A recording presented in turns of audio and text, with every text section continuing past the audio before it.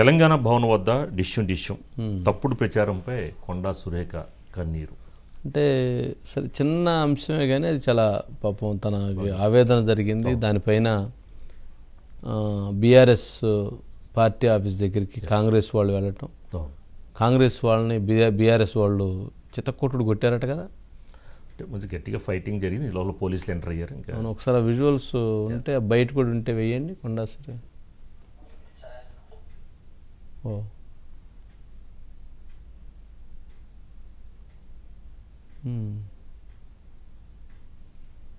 కాంగ్రెస్ వాళ్ళే తెలంగాణ భవన్ దగ్గరికి వచ్చేసరికల్లా ఈ రకమైన జరిగింది.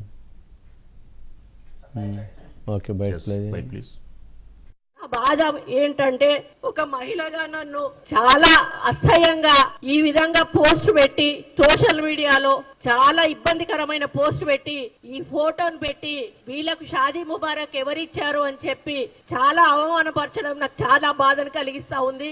ఒక మహిళగా ఈ రోజు వాళ్ళ ఇంట్లో తల్లులున్నారు, చెల్లెళ్ళున్నారు, బిడ్డలున్నారు. టీఆర్ఎస్ వాళ్ళందరూ కూడా ఈ రోజు కొంత గ్యాంగ్ ను ఏర్పాటు చేసుకొని ఈ టీఆర్ఎస్ నాయకులు, బీఆర్ఎస్ నాయకులు మరి సోషల్ మీడియా ద్వారా తీసుకొస్తా ఉన్నారు. నా బాధ ఏంటంటే ఒక మహిళగా నన్ను చాలా అసహ్యంగా ఈ విధంగా పోస్ట్ పెట్టి సోషల్ మీడియా కొండా సురేఖ ఏదైనా కానీ ఈ డిజిటల్ ప్లాట్ఫామ్స్లో అసలు ఎట్లా పడితే అట్లా బాగా ఇదిగా కించపరుస్తూ ఇష్టానుసారంగా అసలు ఎలా పడితే అలా జరుగుతూ ఉంది. ఇవన్నీ కొంచెము సిగ్గుతో తలదించుకోవాల్సినటువంటి అంశాలు, బాధపడాల్సినటువంటి అంశాలు. Naresh sir, good evening sir. Good evening. ఏంటి మొత్తానికి అంటే దాడి తర్వాత పాపం కొండా సురేఖ కన్నీళ్ళు ఏంటి అసలు?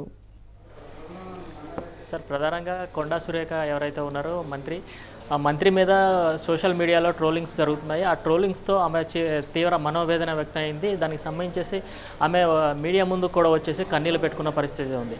ఇటీవల ఒక కార్యక్రమం జరిగింది, షాదీ ముబారక్ కళ్యాణ లక్ష్మి చెక్కుల పంపిణీ కార్యక్రమం ఒకటి జరిగింది. ఆ కార్యక్రమంలో బీజేపీ ఎంపీ రఘునందన్ రావు ఒక నూలు వస్త్రానికి సంబంధించిన దండను మంత్రి కొండా సురేఖకు అంటే సత్కారంగా ఆయన బహుకరించారు. దాన్ని ఆ ఫోటోలు ఏదైతే ఉన్నా ఆ ఫోటోలను తీసుకొని సోషల్ మీడియాలో వీళ్ళకి ఎవరిచ్చారు షాదీ ముబారక్ అంటూ ట్రోలింగ్స్ జరుగుతున్నాయి. ఈ ట్రోలింగ్స్ నేపథ్యంలోనే ఆమె తీవ్ర మనోవేదనకు గురైంది. అంటే ఒక మహిళా మంత్రి అని చూడకుండా కూడా ఇలా ట్రోలింగ్స్ చేస్తారా అని చెప్పేసి ఆమె తీవ్ర ఆవేదన వ్యక్తం చేసిన పరిస్థితి ఉంది. అంటే ఇటీవల కాలంలో మహిళలపై జరుగుతున్న దాడులు కానీ అదేవిధంగా ఇట్లా అంటే మంత్రి మీద కూడా ఇలానే ట్రోలింగ్స్ చేస్తారా అని చెప్పేసి ఆవేదన వ్యక్తం చేస్తున్న పరిస్థితి ఉంది సార్. ప్రధానంగా మనం చూసుకున్నట్టయితే ఇక్కడ ఏమైందంటే ఈ బీఆర్ఎస్ పార్టీకి సంబంధించిన శ్రేణులే ఈ సోషల్ మీడియాలో ట్రోలింగ్స్ చేస్తున్నారని చెప్పేసి ఆవేదన వ్యక్తం చేశారు.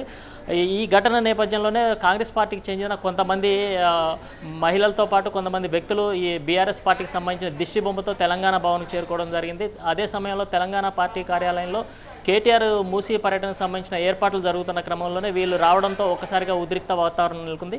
తెలంగాణ భవన్ ముందే బీఆర్ఎస్ పార్టీకి సంబంధించిన దిష్టి బొమ్మను ఎలా తగలబెడతారంటూ బీఆర్ఎస్ శ్రేణులు ఒకసారిగా వారి మీద పడి వారితో వాగ్వివాదం జరిగింది. ఆ సమయంలో పోలీసులు ఎవరూ లేకపోవడంతో కాంగ్రెస్ పార్టీకి సంబంధించిన వారిని బీఆర్ఎస్ శ్రేణులు ఉరికించి కొట్టడం కూడా జరిగింది సార్. దీంతో అక్కడ ఆ ప్రాంతంలో తీవ్ర ఉద్రిక్తత నెలకొంది.